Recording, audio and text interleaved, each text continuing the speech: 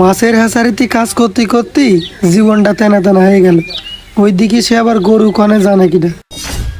যাক, শার্টটা মনে হয় শুকিয়ে গেছে, আর একটু উল্টো করে নেড়ে দিই। কিরে মামা, তোরে আমি সারা বাজার খুঁজে বেড়াচ্ছি, আজকে আমাদের বাজারে বোট খেলার কথা ছিল না? এই রে, দেখেছিস কম মিদেছে কি করতেছে, কিছু বুঝতে পারতেছি না। আজকে তোমাকে বোট খেলার কথা ছিল, কিন্তু মনে নেই। ও দেখ, এইটাও ভুলে গেলাম। বন্ধু, তোরে তো দাওয়াত দেওয়াই হয়নি।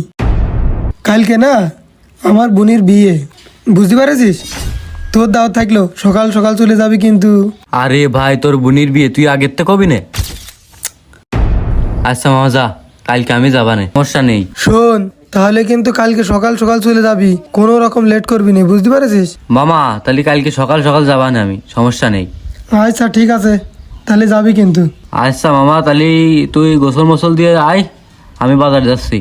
যা, তাহলে আমার কাজ এইটুকু আছে, করে আমি আসতেছি। তুই বাজার দিকে যা, আমি কাজটা করে